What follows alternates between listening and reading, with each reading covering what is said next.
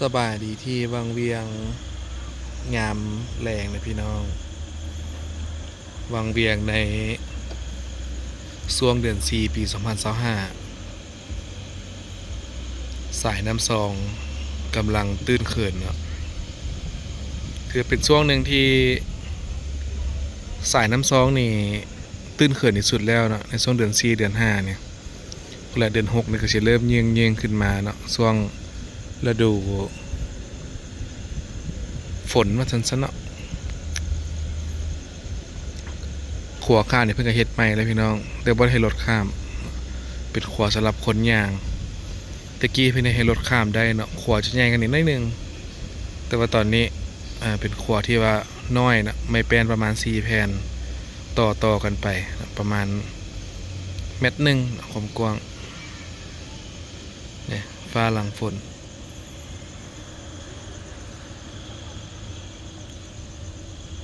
อันนี้ก็เป็นสายซองริเวอร์ไซด์นะพี่น้องริเวอร์วิวสุดนี่ก็โรงแรมภูบานเวอร์ชั่นใหม่สวยงามเหมือนกันเด้ภูบานนี่ก็ได้คักเนาะเดี๋ยวมื้ออื่นเช้าพาเราสำรวจบางเบียงแบบสังเกตแบบคร่าวๆพี่น้อง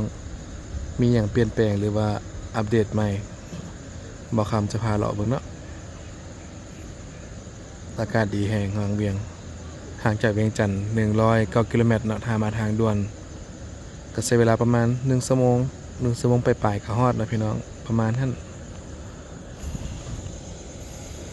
อากาศดีแห้งนะฝนละฟ้าหลังฝนคักพี่น้องเลย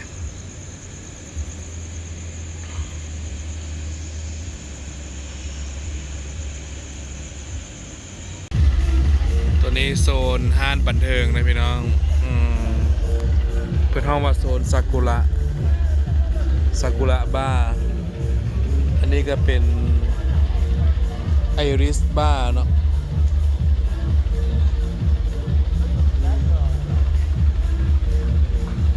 มีแต่บ้ากับบ้าพี่น้องเข็นเนี่ยเนาะร้านอาหารโรงแรมวิลล่าผู้ใดใส่บันเทิงแนะนำด้วยพี่น้องเด้อมาซิลอยู่นี่ได้เนาะใส่บันเทิงอยู่เขตในเมืองแหละเนาะย่างไปย่างมาบ่ไก่กันดอกซอดไปซอดมาอยู่นี่แหละ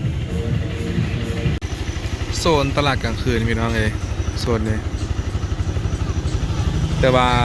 บ่เห็นเพิ่นเปิดเนาะเปิดน้อยนึง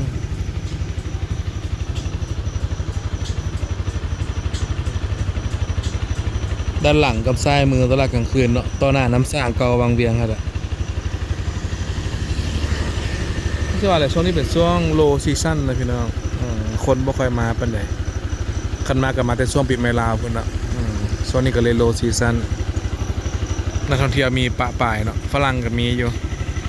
แต่ก็บ่ถึงขั้นว่าหลาย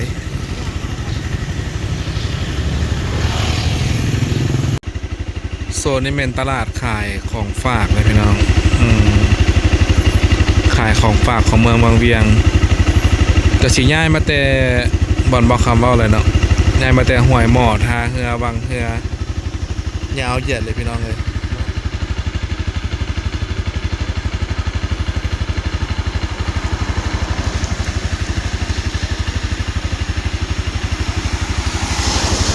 สินค้าเนาะเครื่องซื้อเครื่องขายก็เป็นปลาเป็นส่วนใหญ่เลยปลาแห้งส้มปลาแก้วขนมมันต้นเนาะ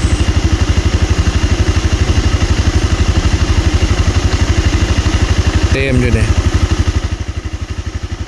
ถ่ายมาให้เบิ่งเนาะเป็นช่วงเป็นระยะพอได้เบิ่งน้ำกันทางด่วนลาวจีนหลวงพระบางมันขี่จังได๋เนาะ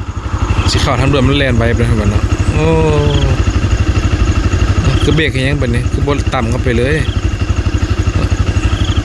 ไปแท้ไว้ว่าเด็กน้อยแล่นข้ามทางสิรอดบ่ล่ะพี่น้องสิเข้าทางด่วนแล้วเขาก็บอกว่าชะลอแล้วเนาะจักเปอร์เซ็นต์จักความไวเท่าใดสินะห้ามคนย่างพี่น้องเนาะห้ามรถจักรห้ามรถมีน้ำหนักเกิน55 ต้นและความสูงเกิน5 เมตรเนี่ย เป็นเขียนบอกอย่างนั้นเลี้ยวซ้ายนี่ไปปตทเด้อพี่น้องเด้อทางออกทางด่วนเห็นเนาะพาเบิ่งยามกลางคืนพอได้เบิ่งมาสำรวจเป็นจังได๋นะกลางคืนที่วังเวียงไฟสว่างบ่หรือว่าเป็นจังได๋หรือว่ามีอีหยังค้าขายแน่กำคนในห้านชิ้นจุ่มพี่น้องแซ่บอยู่เด้ก่อนออกทางด่วนนี่นะบ่คำเคยมาแวะกินอยู่เดี๋ยวมื้อหน้าพาแวะ มื้อนี้มาผู้เดียวสิเป็นเงาๆจักหน่อยนึงนั่นน่ะ นี่ก็เป็นห้างบันเทิงวังเวียงพี่น้อง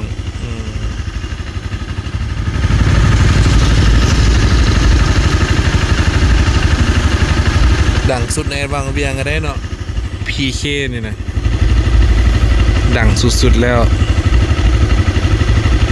เป็นกลิ่นโฟกซองเนาะอาหารสดต่างๆอาหารสดเพลงสดสนดอกบริการโฆษณาเราจะกี่เดี๋ยวพี่น้องนะแต่ว่าแนะนำซื่อๆว่าประมาณนี้นะประมาณนี้ตัวสีฟ้ากับบอสขับวังเวียงเนาะเลยบอสคลับวังเวียงอยู่ใกล้กันนะส่วนบันเทิงสายดื่มเนาะออกจากตัวเมืองมาทางมุ่งหน้าไปทางด่วนในกระแมนบอลลินบอลกินถือว่าเป็นห้านอันดับต้นๆในวังเวียงว่าซั่นซะเนาะคนลาวเขาดอกเนาะคนต่างประเทศส่วนหลายก็มาถึงยากเพราะมันไกลแน่นักท่องเที่ยวก็สิมายากเนาะคันบ่เซารถตู้รถหยังสินะประมาณนั้นวังเวียงมีมินิบิ๊กซีนะพี่น้องห้างสะดวกซื้อฝรั่งมักได้ห้างอย่างเช่นเป็นอย่างคือมักสิว่าเนาะ1เครื่องครบแน่เนาะสะดวกสบาย2ก็แม่นราคาเป็นสแตนดาร์ดนะพี่น้องมีราคาอีกอย่างบอกจบเจือเป็นห้างหนึ่งที่คนนิยมเลยพี่น้องเนาะคนนิยมหลายเนาะบิ๊กซีแน่เซเว่นแน่สินะเป็นราคาสแตนดาร์ดแต่บางทีราคาอาจจะสูงกว่าท้องตลาดเนาะแต่ฝรั่งมันจะไหนมักยุติธรรมเนาะราคาตามป้ายถูกแพงบ่เกี่ยวเนาะขอแต่ว่าตามป้ายบ่ต้องมีการขึ้นลงหรือว่าโกงยากๆเนาะสินะเนาะประมาณนี้แหละทราบว่าคำถามลมลงขอได้เนาะลมก็ต่างประเทศเขาว่าจังซั่นมันเป็นสแตนดาร์ดเนาะราคานะเส้นกลางเมืองเนาะนี่ก็แม่นตลาดกลางคืนเมืองบางเวียงนะพี่น้องตอนนี้10 โมงยังละ เครื่องก็มีขายอยู่ได้พี่น้องเอ้ยแต่ว่ามื้อนี้พายุเข้าหั่นน่ะเนาะเพิ่นเลยเปิดหน่อยห้าง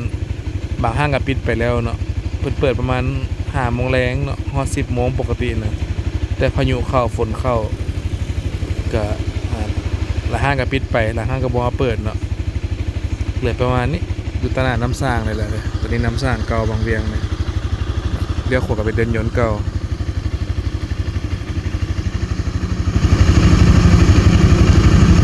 โรตีบางเวียง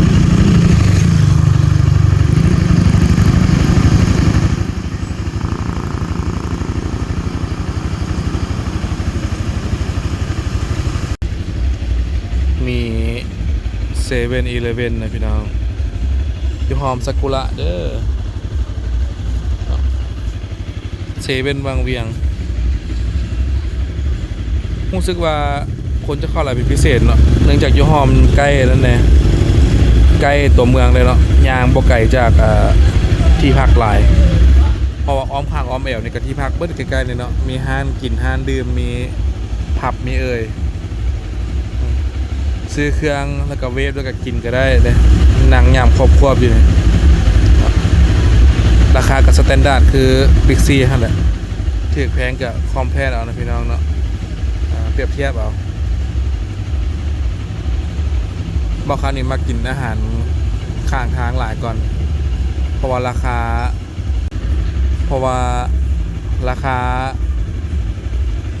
กระถามเอาเนาะ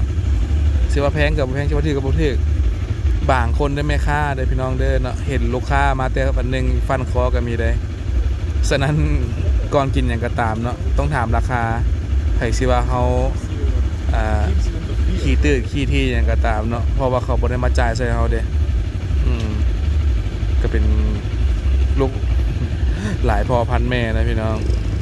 ประมาณท่านบางคำจะถามราคาก่อนทุกครั้งเนาะเวลากินข้าวกินน้ำนะบางคนว่าบางคำคือต่างโซเวียตฉันชี้แท้เนาะถ้าเจ้าบริจ่ายซอยเฮานะพี่น้องเขาเราถ่ายคลิปเมื่ออะไรสิมาคอมเพลนเขาอีกว่าบอสปอร์ตบอสันบอซีเนาะถ้าบอสปอร์ตสิมาถ่ายคลิปได้นะพี่น้องลดกระแสน้ำมันห้องพักก็ได้เซาเนาะเงินเซาเข้าซื้อถ้าเขาถึงทางน้ำกันเนาะเข้าเรื่องอะไรเดี๋ยวมันจะอารมณ์พบทต่ออีก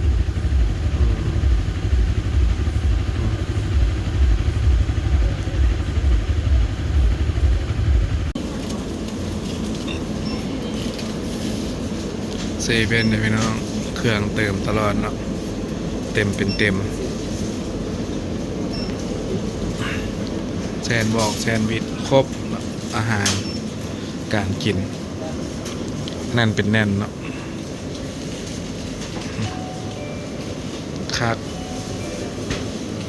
เราสิบ่เข้าก็ได้เข้าเนาะย่างเลาะหน่อยนึง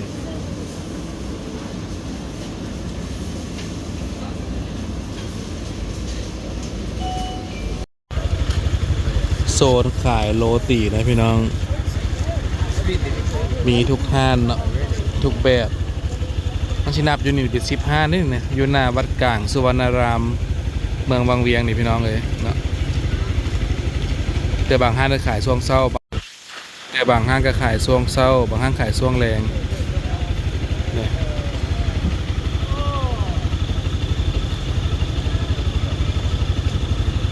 เมนูประมาณนี้เริ่มต้น 35,000 พี่น้องเนาะ35,000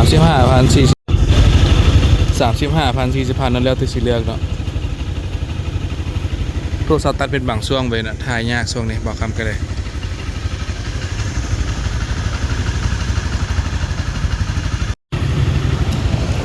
ยามไม่ได้ก็เป็นห้างซินดาดเนาะห้างซินดาดมิตรภาพสิเด้ห้างปิ้งเป็ดนั่นนี่เนาะปิ้งเป็ดปิ้งหูหมูรู้สึกว่าวิวจะเปิดก่อนเก่าเลยพี่น้องเนาะวิวจะโอเคก่อนเก่าเลยบางห้างก็ปรับปรุงได้ดีขึ้นหลายพอสมควรเนาะตามที่เห็นนั่นกันเลยโอเคใส่ได้นะพี่น้องโซนถนนเส้นกลางยางลินนี่เนาะได้เรื่องอยู่ได้ยางประมาณช่วง4 โมงแรง8 โมงเนาะมีแนวซื้อแนวขายหลายกายหันกับบ่มีอย่างปานใดละเนี่ย10 โมงปลายเลยบอกคำหลอดเด่นเลยเนาะถ่ายให้ได้หับชมน้ำกันอันนี้น่าจะเป็นสวนน้ำนะพี่น้องสวนน้ำเป็นห้องพักจบเจือด้วยเนาะอยู่กลางเมืองเลยแหละ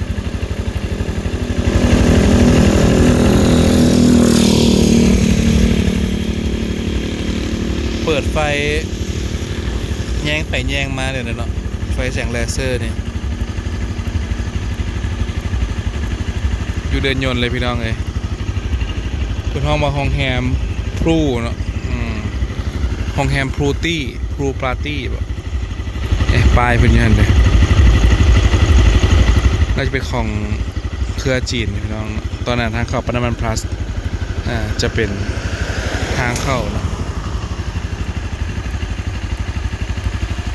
โอ้บิ๊กซีนี่มี2 สาขาแล้วพี่น้องสาขาหนึ่งอยู่ตัวทางเข้าหน้าเดินบินเนาะสาขาหนึ่งเดินบินวังเวียงน่าจะเป็นคลับเนาะเขียนเฟอร์ราเลอร์อย่างนั้นเนาะน่าจะเป็นพับบริจังเลยก็จะแบ่งทางกลางให้เข้าสู่เมืองคือเก่าเลยพี่น้องบริอัดนะในเป็นคิวรถตู้ก็อยู่วันเก่าเนาะคิวรถตู้เนาะยังเปิดบริการอยู่ออกตั้งแต่6 โมงเช้าจนฮอด12 โมงบ่เนาะบางเทื่อก็เที่ยวเสริม 2-3 โมงก็แล้วแต่แขกน้อยแขกหลายคิวรถตู้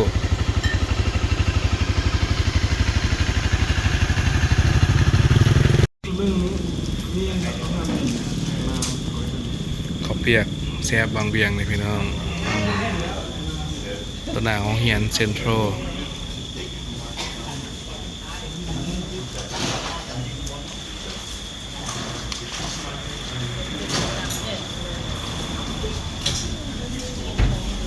คักเลยเนี่ย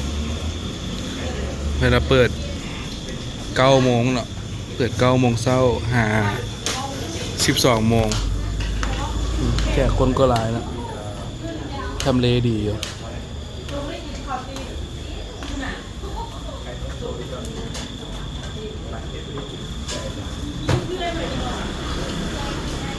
โรตีก็มีพร้อมแปะอยู่นี่แหละ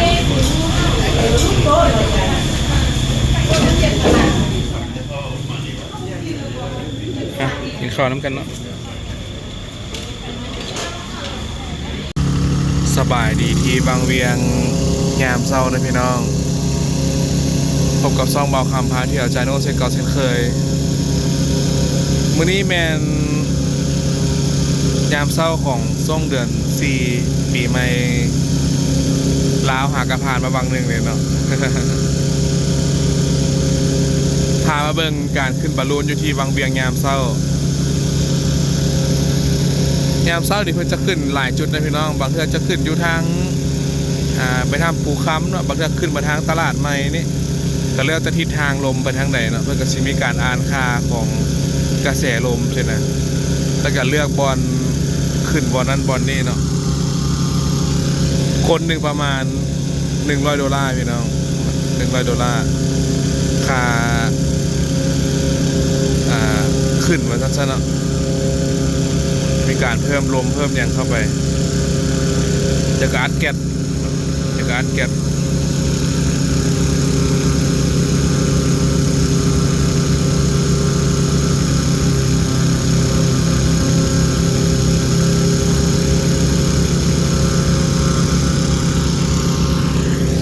นั่นก็เป็นกลุ่มหนึ่งอีกนะ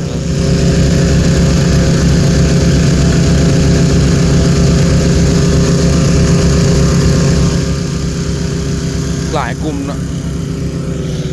บอลลูนนี่แห้งงานนี่ใส่คนหลายเลยพี่น้องเนาะทีมงานหนึ่งนี่บางเทื่อก็เป็นซิปเนาะเป็นซิปบางเทื่อก็เป็นซาวพอต้องใส่การดึงกันอย่างเดียวเนาะหนักเลยเนาะซัมปุ่งเป้าใหญ่พุ่นแล้วเนาะบิ๊กบอลลูนว่าซั่นซะฮอตแอร์เนาะหรือว่าเป็นห้องว่าจังได๋ปุ่งเป้าลมฮ้อนใช่เนาะ ภาษาลาวเขา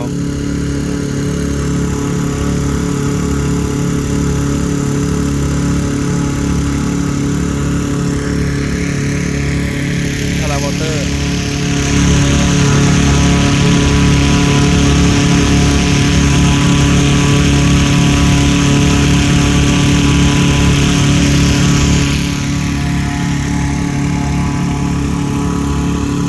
นี่กำลังเกี่ยมยกเครื่องอยู่เนาะแค่กระไร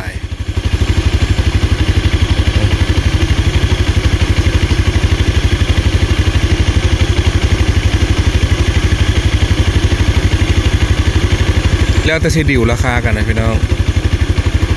บางเทื่อก็ขึ้นห้อง$110เนาะแล้วมาส่งต่อ100บ่หรือบางเทื่อยามโลซีซั่นก็อาจจะลดลงเป็น90-80ก็แล้วแต่เนาะ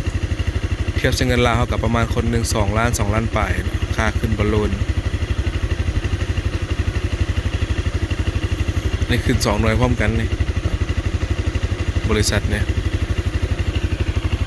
ตัวนั้นตั้งเลยดิเนาะ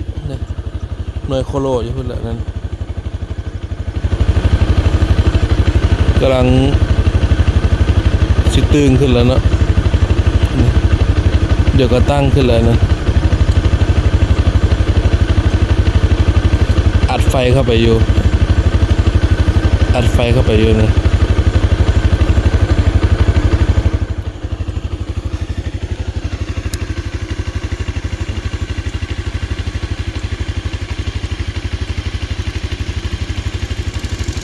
กำลังเติมลมปวดได้เติมลมเนาะ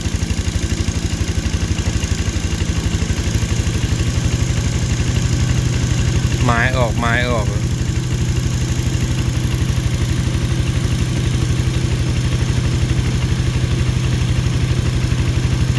อัดลมเข้าเนาะ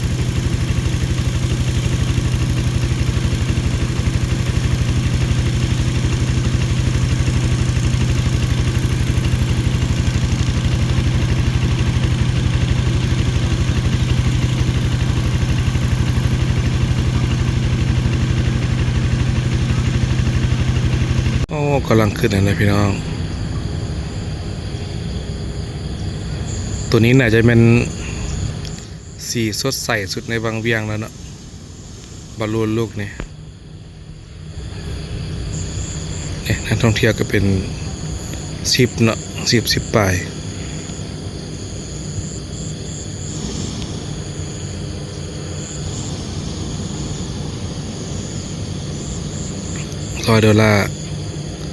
คุ้มบ่คุ้มถือกับขึ้นกับผู้มักบ่มักนะพี่น้องเนาะถึกใจแม่นบ่แพงว่าซั่นซะหลายหน่วยก็ขึ้นสูงได้สูงมาพี่น้องจักแมตบ่เนาะขึ้นไปนี่อันนี้กำลังขึ้นนี่กัน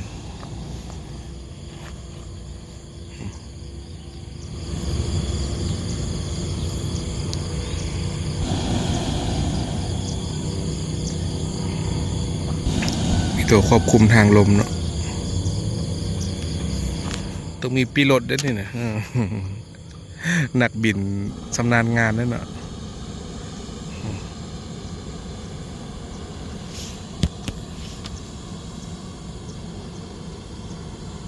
ลาวไฟอิงอย่างพวกนั้นยังอ่านบ่ครบเลยเนาะ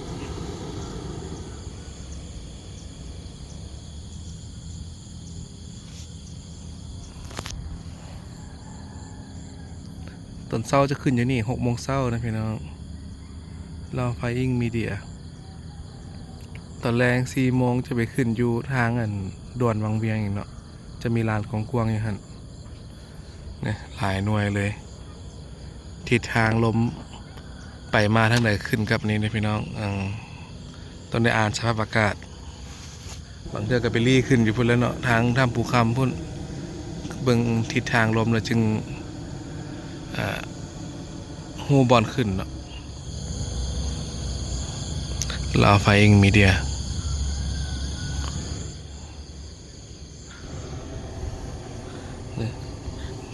ลองนับไปเบิ่งพี่น้องโอ้ตอนนั้นกำลังลง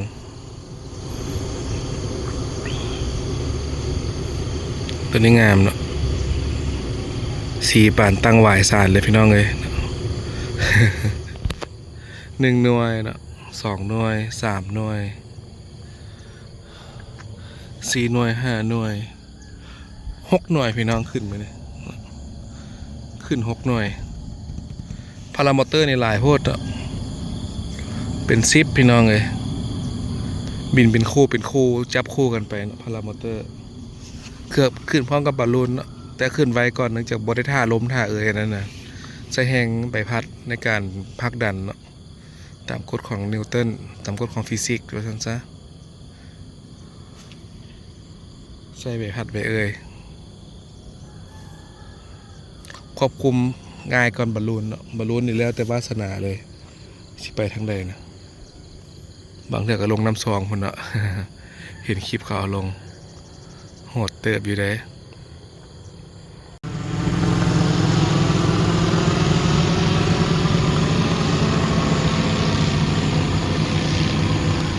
ไปแบบ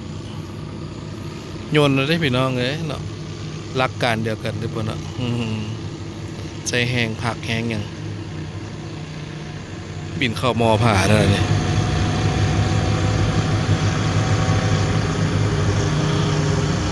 สิโค้งที่บนเนาะ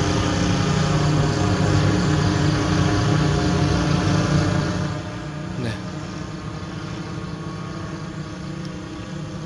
หลายอันโพดอันนี้คนหนึ่งประมาณ$80ว่ะพี่น้องถือก้นบอลลูนท้าวคำจือบ่ผิดได้เดี๋ยวไปสืบราคามาให้เบิ่งเนาะเพื่อการเตรียมความพร้อมว่าควรจะเตรียมตัวจังได๋สินะราคาเท่าใดบินเป็นคู่ก็มีบินเดียวก็มีแล้วแต่ความสะดวกนะ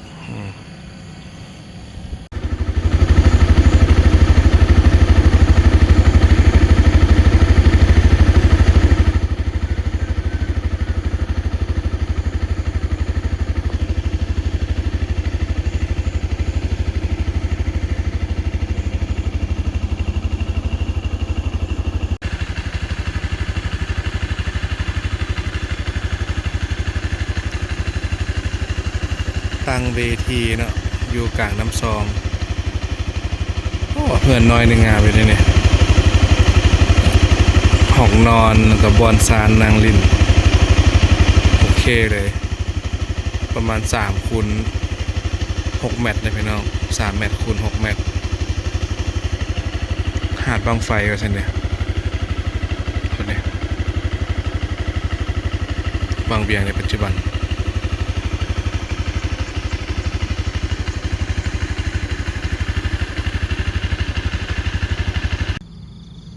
จุดนี้เป็นหาดกว้างเลยพี่น้องเป็นห้องว่าหาดบางไฟสามารถนอนนั่งดิ่นแช่ดิ่นน้ำเยอะนี่ได้เนาะ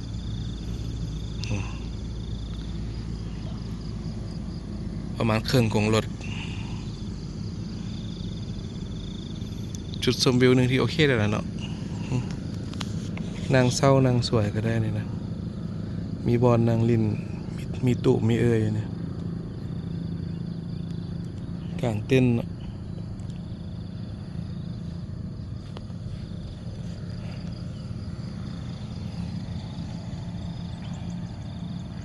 หาดบางไฟโอเคเลยย่างใหญ่ตัวเมืองมากกะข้ามขวดทั้งหน้าตึกสูงๆเลยพี่น้องแล้วก็เลือกห้านเข้าเลยเนาะราคากะอ่านเอาตามป้ายให้แหละบอกคำกับบัจจิกะราคาเนาะหลายห้านกับหลายราคา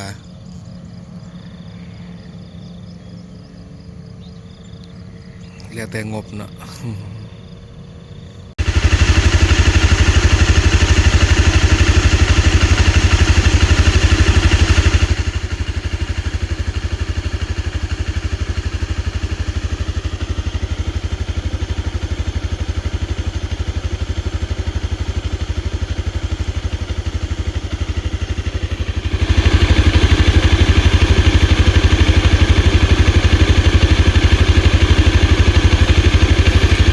กินหญ้าแซ่บๆเลยพี่น้องฝนตก4-5-5หญ้ากำลังแตกยอดปงใบเนาะ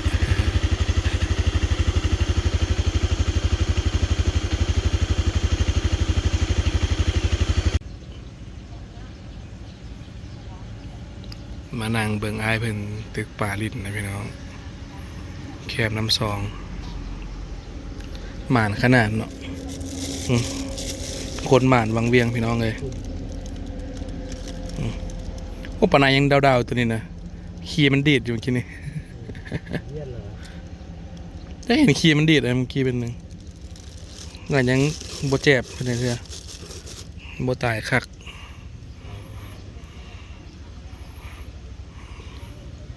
ถึงเบ็ดใส่ไข่หมดนะพี่น้องมีตัวเมาตัวไข่หมดใส่เนี่ยโอเคอยู่เลยนี่เมานี่ได้ขุดนายเนาะเมานี่เมื่อก่อนในอยู่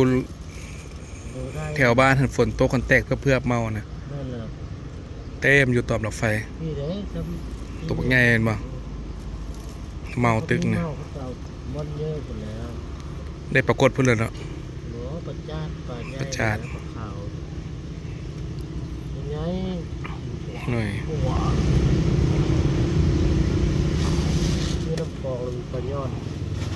ย้อนมาขนาดนี้เนาะถึกใจมาขนาดแล้วโอ้ได้อีกแล้วโอ้ดีนแห้งพุ่นเนาะปลาขาวพี่น้องสัมปมมือคนนี้นี่ผู้ดีทอดข้ามตัวละคำเลยเนาะคำละตัวโอ้ฝ่ายอยู่นี่พัดหลายดิจ้ะเนี่ยข้าวแคมฟังปลาน้อยอาหารมาชอบกินนั่งกินนี้ได้เนาะใครโยนยังลมก็กินเบิด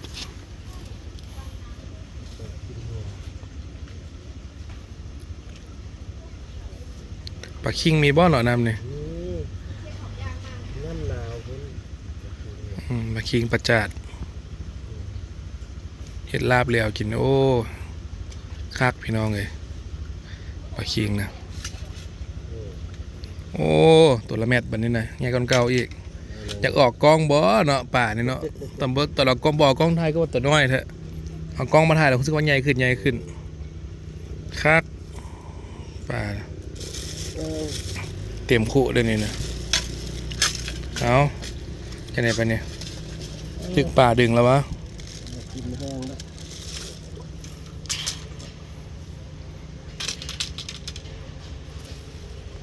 ใครเปิด เมื่อไรไปแย่ไหมเจ้านะเอามาจาก3 หัง มันเดือนนี่มันบ่มาก ใครบ่ตึงบ่ วางแล้วค่อยแย่หั่นใครดูแบบไง เลย บ่ให้มาทึกปลาซ้ำทอดใส่ไข่กิน แล้ววับเนาะ โอ้ยเสียดาย แซ่บพดแล้ว เสียดายมันจะไปให้ปลากิน อืม ย่ายโหดปลาไม่ยาก เลย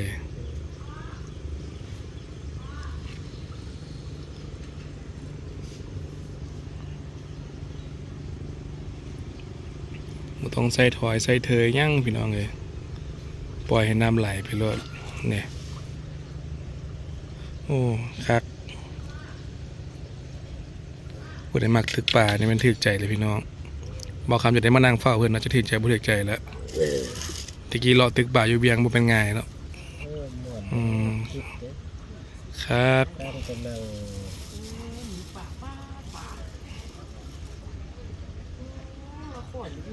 อืม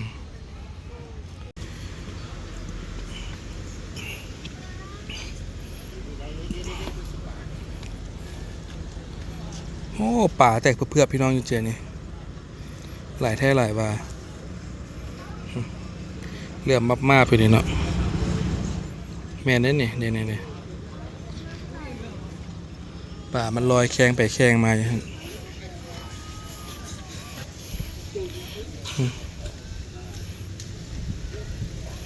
ฝูงป่าก็เต็มอยู่นี่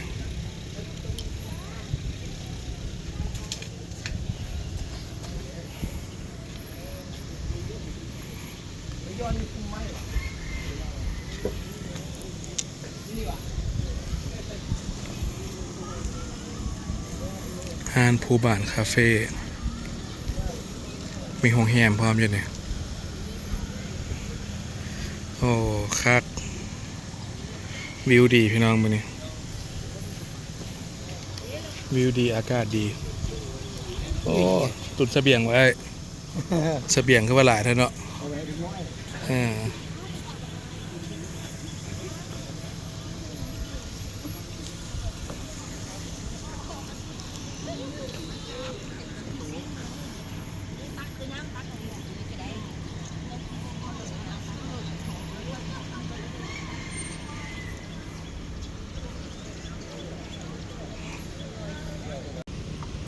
ตอนเช้านะพี่น้องอ้าวคนพายเรือยังบ่มีเนาะเศร้าพอดีบอกไปแล้ววันนี้ไอ้ เนี่ยหมดละ โอ้เนี่ยเบิดเลยพี่น้องคน เนี่ยหมด เบิ่งดูหมานบ่หมานพี่น้องเลย เด้อแล้ว คัก ก็ เนาะ กินแล้ว กลุ่มเศร้าแล้วเนาะมื้อนี้เนาะได้จุ่มแล้วมื้อนี้คักนั่งตึกอยู่แค่ไม่แหละภูผาป่าไม้สวยงามพี่น้องคักอีหลีบางเวียงสิ่งปลูกสร้างอาจจะหลายแดเนาะนี่แหละวังเวียง2025นะวังเวียงในปัจจุบันเนาะขวในกันย่างให้มันถึกบอลนี่พี่น้องเด้อเนาะบางไม้มันกับบดบางเปียงกับบดได้หนาได้เนาะคือบอกคำคนจ้อยนี่จากเอ็นได้เนาะกันเหยียบบถึกบอลนี่ต้องเหยียบถึกดูกมันเอาใครแน่เนาะถึกดูกมันนี่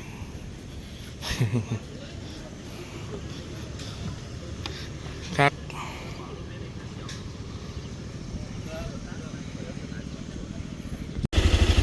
โรตีวังเวียงเนาะเจ้าประจำเขียนไหม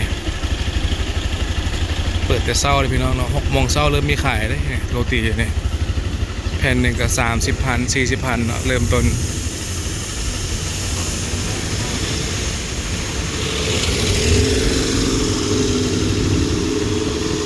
กาเตมยามเศร้าที่วังเวียงพี่น้องโอ้มีฮานั่นพร้อมด้วยนี่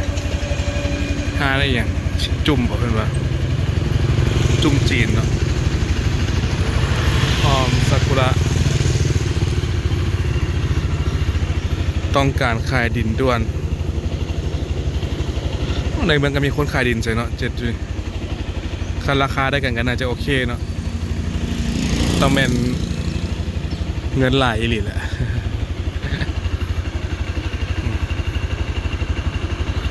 เอาเดินทางกลับบ้านเลยพี่น้องทายคร่าวๆให้เบิ่งซิเนาะเดี๋ยวเมื่อหน้าพามาสำรวจ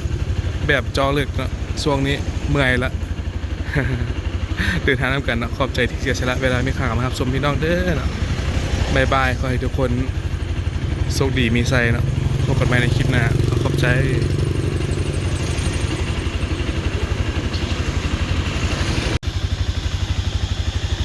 ตลาดนัดเมืองวังเวียงเดินประจำเลยพี่น้องเดินเนี่ย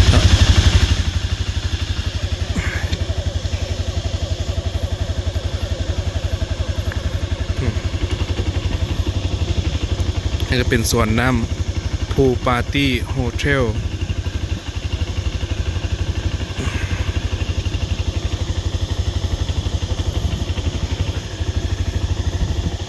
ราคา 450,000 ต่อคืนว่ะพี่น้อง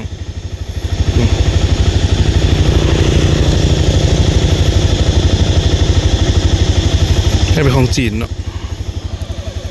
จีนเศร้าสัมปทานหมดหรือว่าจังได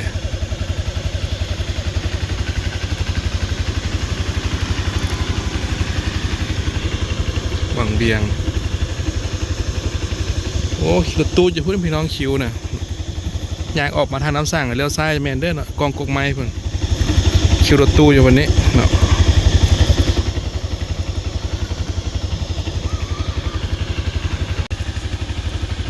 ปั๊มน้ำมันอเมซอนปตทวังเวียงเนาะ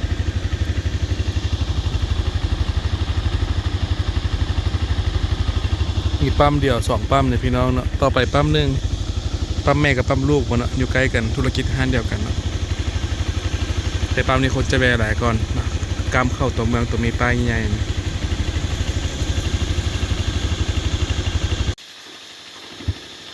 ี่เป็นขายเป็นแมทพี่น้อง450,000ไม่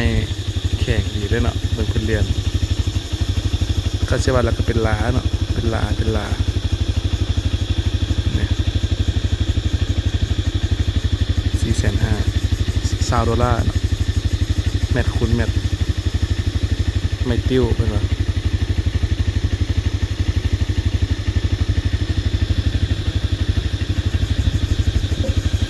อยู่ห้วยหม้อเลยพี่น้อง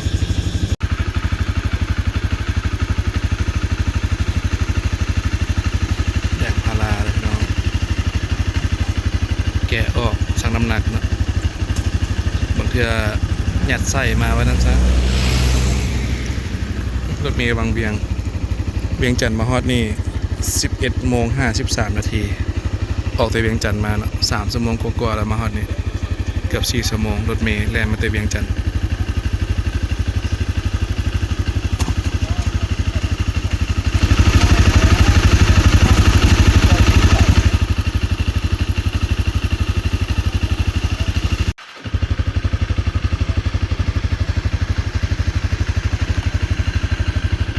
สนามยางพารานะพี่น้องเต็มเนาะสั่งกิโลโยนขึ้นรถสั่งกิโลโยนขึ้นรถแต่ว่าต้องได้เทกันเลยเนาะเพื่อให้น้ำให้อย่างมันออกเบิดใช่ไหมของแท้เขียนหินติดด้วยพี่น้องเด้อหินติดปองซองเขียนนี่แหละ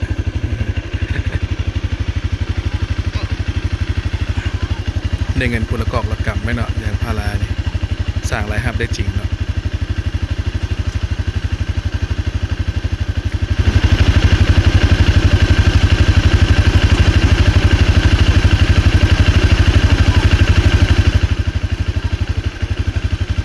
โลเท่าไหร่แม่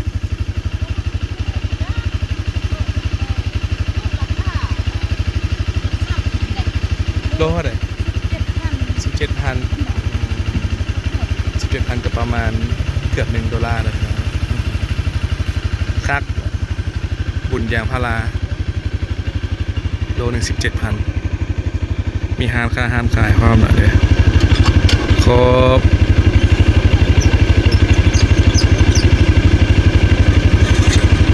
เบิดแล้วนี่เมื่อนี่นะ เปย์เงินเมื่อได้เงินแล้วนะรถซิ่งอันนี้เขาจะเข้ารถซิ่งอันนี้รถไถเนาะสองแบบแตกต่างกันตัวนี้จะแห้งก่อนระบบกลไกมันหลายก่อนมันนั้นซะเนาะ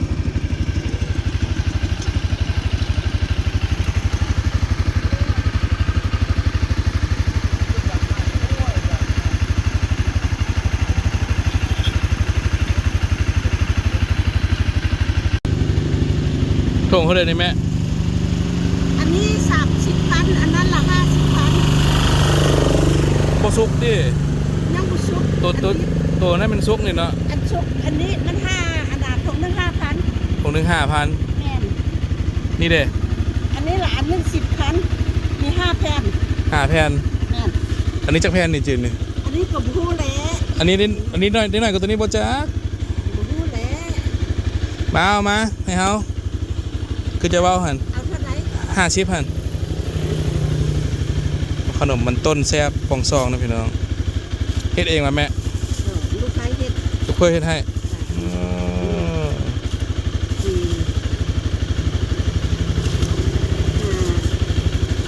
6 แผ่น50นะพี่น้องเนาะแวะซื้อซอยแม่เพิ่นได้ อืม ตับหนึ่งมี5 แผ่นได้ไหมเนาะ แม่น ตับหนึ่งมี5 แผ่นมาแม่มีน้ำผึ้งพร้อมครบมันคือมีมันม่วงได้ไหมเนาะมันม่วงมันเหลือง มีแต่มันเหลือง ใจได้ไหมเด้อผิดแต่ห้านแม่เพิ่นผู้เดียวพี่น้องกายนะเขาย้ายไปบนอื่นหมดแล้วเนาะตะกี้เต้มเขียนนี่นะตากมันต้นตากอีหยังเป็นนางขาดเลยพี่น้องฟอยก็มีพร้อมไม้แปลกก็มีครบชื่อว่าจังไหนแม่ ตุ๊ติ๊ก แม่ยังก็ แม่ตุ๊ติ๊ก แม่ตุ๊ดติ๊กเด้อพี่น้องเด้อซื้อซอยเพิ่นได้เนาะเขตปองซองนะแม่เนาะ แม่นอันสอง บ้านปองซองวังคีสวยงามนักหนาบ๊ายบายพี่น้องพบกันขวาหินเหิบนะพี่น้องหินเหิบตัวเก่าตัวใหม่นะเป็นมาขวาตัวนี้นะเป็นขวาที่ในคนกล่องแรระเบิดนะพี่น้องตอนนั้นน่าจะเป็นห้อยเอกเนาะห้อยเอกกล่องแรตอนรัฐประหารอยู่เวียงจันทร์เนาะสมัยก่อนหินเหิบในปัจจุบันเลือกได้พี่น้องโมเมนต์ง่ายได้หินเหิบตัวนี้นะบอกคำเคยมาลิ่นตอนเป็นมิหาดหินเหิบเนาะวงดนตรีมาเสียบตลอดปัจจุบันนี้เป็นตันเคลื่อนแล้วยืงใช่ไหม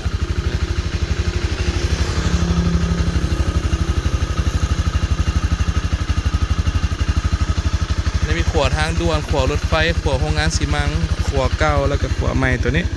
หลายขวหินเหิบนะพี่ลึกพี่โลเนาะขวแท้ขวว่าแวะถ่ายเบิ่งได้หนึ่งเลยพี่น้องถามน้ำกัน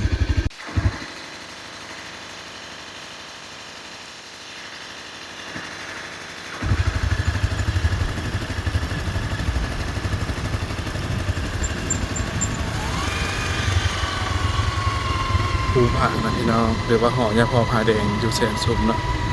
เป็นคอยมาแล้วกันแน่โดยหอเป็นที่หนึ่ง